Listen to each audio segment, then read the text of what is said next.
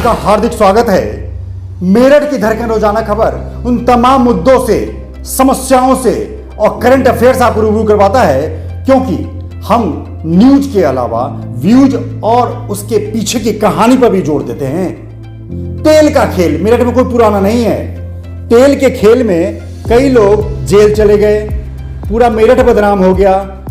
बिना नाम लिए बताऊंगा कि इससे 1 साल 1.5 साल पहले भी मेरठ में तेल के खेल का एक बड़ा घोटाला सामने आया था। काफी चर्चित नाम उसमें शामिल किए गए थे। तमाम हड़कंप मचा था। मेरठ से लेके सत्ता के गलियारे से होते हुए लखनऊ के विधानसभा तक तेल के खेल की मामला गूंजा था। गरीबी बहुत विभत्स चीज होती है, जिसके ऊपर अमीर या यूं कहे दलाल टाइप के लोग पैर रखकर चलते हैं। उन्हें इस बात से कोई गुरेज नहीं कि गरीब 2 जून की रोटी 2 पैसे जमा करके अपने बाइक में और स्कूटी में तेल डलाता है, उससे अपने दिनचर्या को अंजाम देता है, वर्क प्लेस पे जाता है, काम करता है, बीवी बच्चों के लिए घर आता है।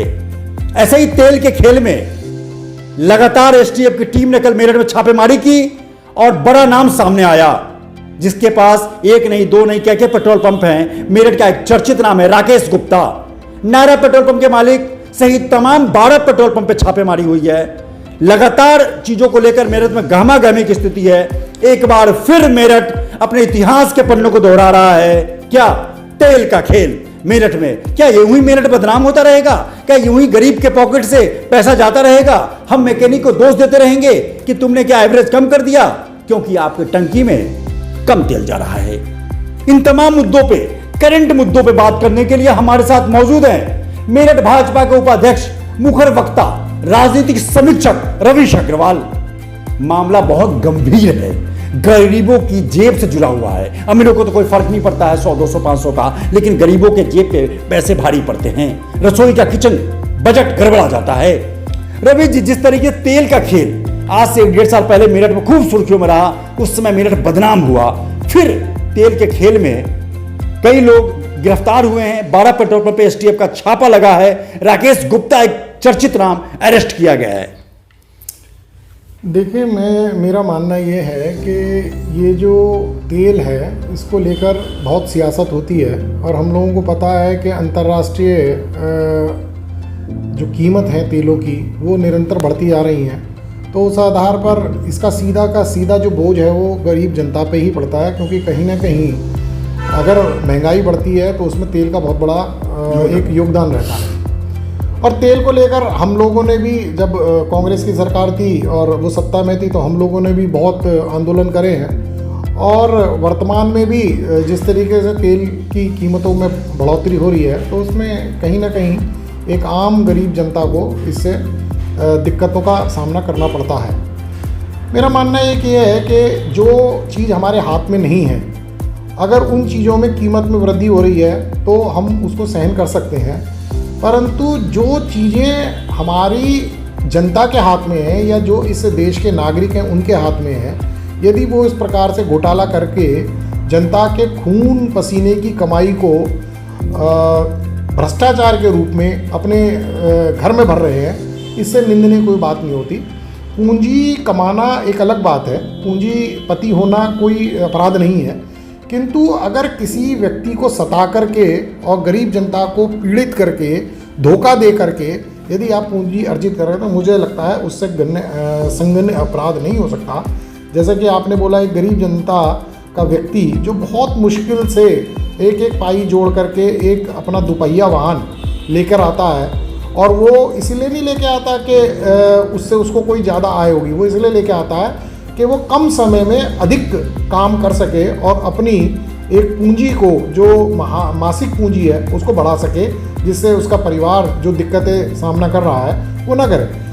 और जब वो पेट्रोल पंप पे आता है तो विश्वास करता है, क्योंकि पेट्रोल पंप में आधुनिक मशीनें लगी हुई हैं, वहाँ हम मीटर चलता हुआ भी देखते हैं, कीमत भी देखते हैं, सही नाप भी देखते हैं। तो आदमी बड़ा शांत मन से, स्वच्छ मन से ये अपने पैसे को देता है और उस पेट्रोल पंप से पेट्रोल भरा के बाहर निकलता है। परंतु जब वो देखता है कि मान लो जब कभी वो वाहन खरीदता है तो कंपनी ये कमिटमेंट करती है कि भाई ये वाहन इतनी एवरेज देगा, और जब वो वाहन खरीद के लाता है तो वो एवरेज उसे नहीं मिलता है, तो कहीं ना कहीं वो जिस मैकेनिक से या जिस कंपनी से उसने गाड़ी खरीदी है वहाँ बहस करता है और उसका निदान कहीं होता नहीं है। वो किलस करके अपने घर में बैठ जाता है और सोचता है कि मेरी किस्मत खोटी है, जो मुझको ये जो आय है जो मेरी बचनी चाहिए थी वो नहीं बच पा रही है। तो मुझको लगता है इस प्रकार के जो माफिया हैं वो बहुत ही संगीन अपराध कर रहे हैं और इनको कड़ी से कड़ी सजा मिलनी चाहिए। हम जनता के नुमाइंदे हैं, माननीय प्रधानमंत्री मोदी जी जो एक संत के रूप में जनता के बीच में काम कर रहे हैं। जनता की एक एक पाई, जनता की एक एक टैक्स की जो कमाई है वो भ्रष्टाचार में ना जाए और जनता के कल्याण में लगे, ऐसा वो निरंतर 20 घंटे 18 घंटे मेहनत कर रहे हैं। माननीय उत्तर प्रदेश के जो मुख्यमंत्री योगी जी हैं वो भ्रष्टाचारियों को जेल भिजवाने का काम कर रहे हैं, उनकी अवैध संपत्तियों को तोड़ रहे हैं, केवल इसीलिए कि जनता की पूंजी का एक एक पैसे का हिसाब वो जनता के कल्याण में लगे। और ऐसे प्रधानमंत्री और ऐसे मुख्यमंत्री जो जनता के आशीर्वाद से बने हैं, उस बीच में से इस प्रकार के जो व्यापारी निकल करके सरकार को और जनता को धोखा दे रहे हैं। और पूंजी के बारे में मैं कह रहा हूँ, पूंजी कमाने में यदि चलो उनको जरूरत है तो आप कमाई का और साधन देखिए, परंतु बिल्कुल असीमित पैसा होते हुए भी आप केवल इस प्रतिस्पर्धा में धन कमा रहे हैं कि मेरी प्रतिस्पर्धा दूसरी पूंजीपति से कैसे आगे बढ़ जाए और कोई लाभ नहीं लेना। तो इस प्रकार की जब मानसिकता समाज में आ जाएगी तो आप समझिए सरकारें जनता के हित में कल्याण में काम कर सकती है, पर अच्छे स्वस्थ समाज का निर्माण हम सब जनता के लोगों को ही करना है, देश के लोगों को ही करना है। बिल्कुल सही बात कही, बहुत सही जानकारी कि एक तरफ देश के प्रधानमंत्री मुख्यमंत्री अपनी कमाई में से भी सरकारी पैसा नहीं लेते हैं, सैलरी तक नहीं लेते हैं। अब कितनी बड़ी बात है। और आप जिसके पास पेट्रोल पंप है रमेश जी, वो ऑलरेडी करोड़पति होता है, इस चीज को कोई आप भी मान सकते हैं। ऐसे में वो माफिया, जी हाँ, समाज का दरिंदा ही कहूंगा, जो हमारे और आपके बाइक में पेट्रोल कम डाल रहा है, कार में पेट्रोल कम डाल रहा है। गरीब जनता बहुत मेहनत से कमाती है। सबसे बड़ी बात क्या है, एसटीएफ की टीम ने छापेमारी की। एसटीएफ की टीम यूं ही छापेमारी नहीं करती, लगातार उस पर रिसर्च करती है, मॉनिटरिंग करती है, काफी दिनों के मेहनत के बाद वो छापेमारी करती है और घटना पकड़ी भी जाती है। सबसे बड़ी बात क्या है कि जिस तरीके से 12 पेट्रोल पंप पे छापेमारी हुई, 5 से अधिक लोगों को गिरफ्तार किया गया है। एसटीएफ के जिस तरीके से पुलिस के प्रेस रिलीज पर गौर करें तो नायरा पेट्रोल पंप एक सैनी में है जो मवाना रोड पर उसे राकेश गुप्ता चलाते हैं, उनको अरेस्ट किया गया है। कहीं ना कहीं ये समाज के अच्छे चेहरे हैं, समाज और सोसाइटी के। लेकिन ऐसा क्यों है कि चंद पैसे की लालच में, चंद नोट की लालच में वो इस तरीके से कम तेल देकर खुद को भी बदनाम कर रहे हैं और क्रांति भूमि को भी दागदार कर रहे हैं। इस बारे में क्या कहना आपका? देखिए, ये तो बहुत ही, मैं बोल रहा हूँ कि बहुत बड़ा अपराध है। दूसरा, विभूति जी, मेरा कहना ये है कि कोई भी समाज में कोई भी कुरीति तब तक दूर नहीं होती जब तक जन भागीदारी नहीं होती है। एक समय था जब जो पूंजीपति हुआ करते थे वो जनता के कल्याण के लिए, सरकारें तब भी थी, जनता के कल्याण के लिए धर्मशाला बनाया करते थे, धर्मार्थ स्कूल बनाया करते थे, धर्मार्थ चिकित्सालय बनाया करते थे। और मैं खुद इसका गवाह हूँ। जब मैं बहुत छोटा था तो मैं देखता था जब भी गर्मियाँ पड़ती थीं तो जो बड़े बड़े सेठ हुआ करते थे वो जगह जगह पर जहाँ पर जनसंख्या अधिक जाती थी, पब्लिक होती थी, वहाँ पियाऊ लगाते थे और घड़ों में पानी भरा रहता था और कोई अम्मा या कोई वृद्ध व्यक्ति वो निःशुल्क लोगों को पानी पिलाते थे। उसमें कोई किसी की इच्छा हो तो पैसा रख सकता है और किसी की इच्छा नहीं है तो पैसा नहीं रख सकता, नहीं रखे तो भी कोई बात नहीं थी, परंतु निरंतर पियाऊ थे। इतना सरकारी तंत्र का उस समय योगदान नहीं हुआ करता था कि वो जगह जगह नल कूप लगा सके। मेरा कहना यह है कि जब तक हम सामाजिक ऐसे लुटेरों का, ऐसे अपराधियों का सामाजिक बहिष्कार नहीं करेंगे तब तक कुछ होने वाला नहीं है। सरकार की भी अपनी एक मर्यादा और बंदिश होती हैं, वो उसी के आधार पर काम करती हैं, परंतु हमको सामूहिक ऐसे लोगों का बहिष्कार करना चाहिए, उनसे समाज से रिश्ता तोड़ना चाहिए, तभी लोगों के मन में भय व्याप्त होगा। आज भ्रष्टाचार चरम पर है। लोग पहले किसी का पैसा मार लेते थे या पैसा नहीं दे पाते थे तो लोग तिरस्कार की निगाह से उसे देखते थे, समाज में कोई उसको सम्मान नहीं मिलता था।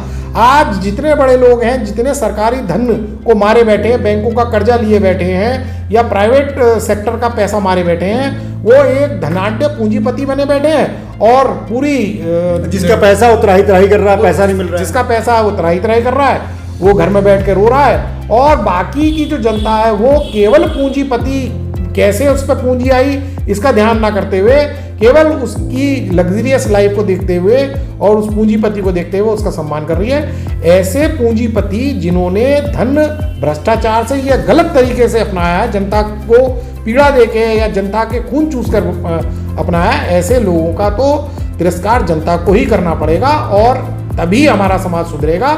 अन्यथा यह एक आने वाले समय में आप निश्चित मान के चलिए, गरीबी और अमीरी के बीच का जो अंतर है वो बढ़ता जाएगा और क्रांति इसी को लेकर होगी कि पूंजीपति वर्सेस गरीब। बिल्कुल, जिस तरीके से बहुत अच्छी रोजाना खबर पे हम तमाम करंट चीज़ों को लेकर भाजपा उपाध्यक्ष रविश अग्रवाल से, क्योंकि ये मुखर वक्ता भी है पर मतलब अच्छे समीक्षक भी हैं, बात सही प्लेटफॉर्म पे सही जगह रखते हैं। सबसे बड़ी बात क्या है कि पेट्रोल पंप का मालिक, मैं बार बार कह रहा हूँ, गरीब नहीं होता, लेकिन गरीब जनता के पॉकेट से कैसे 2 रुपया हर 1 लीटर में, क्योंकि 100 रुपये लीटर के आसपास पेट्रोल है, ऐसे में अगर 5 रुपया 10 रुपया 1-1 लीटर में अगर बचने लगे या जो भी एवरेज बचे तो एक आंकड़ा बनता है। बेशक उसको कुछ ना हो, लेकिन उसकी जो मानसिक जो विक्षिप्त है वो साफ दिखाई देता है। आखिरी सवाल आपसे ये कि क्या लगता है कि मीडिया में तमाम बड़े बड़े अखबारों में खबरें आई हैं, तमाम वेबसाइट्स पर खबर चल रही हैं, क्या ऐसे पेट्रोल पंप को क्या सामाजिक लोग या हम लोग को बहिष्कार करने की जरूरत है?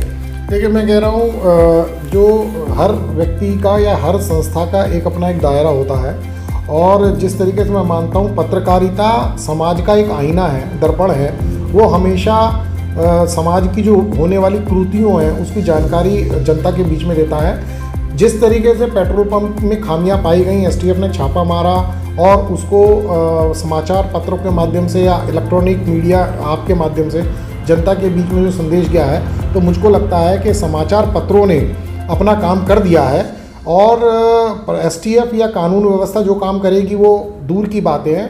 परंतु हमने ये देखा है कि इस प्रकार के जो बड़े काला धन अर्जित करते हैं वो कहीं ना कहीं कोई साँठ-गाँठ करके फिर घर वापसी हो जाती है उनकी, और जब घर वापसी होती है तो वो ना तो खबरें बनती हैं, ना छपती हैं, ना प्रकाशित होती हैं। तो इसका तो सामाजिक बहिष्कार और जो पेट्रोल पंप एसोसिएशन है बनी हुई और उन सब लोगों को इसका बहिष्कार करना चाहिए कि इस प्रकार के जो तेल माफिया हैं, जो इस प्रकार से भ्रष्टाचार या जनता के खून पसीने की कमाई को इस तरीके से अर्जित कर रहे हैं, उनका बहिष्कार होना चाहिए, लाइसेंस इनके निरस्त होने चाहिए। इस प्रकार के पेट्रोल पंप ही नहीं, मैं कहता हूँ समाज में और भी जो चीज़ें हैं जो सीधे सीधे जनता से जुड़ी हुई हैं, उन चीज़ों का आज जनता को जागरूकता करनी चाहिए और सामाजिक बहिष्कार से ही इसका हल है और कोई इसका हल है नहीं। बिल्कुल, जिस तरीके से लगातार उस समस्या के ऊपर हम आपको ध्यान दिला रहे हैं जो बार बार आपके जहन में रहता होगा, जब कभी आप किसी पेट्रोल पंप पे तेल भरा रहे होते हैं तो आपका ध्यान बिल्कुल मीटर पर जाता होगा।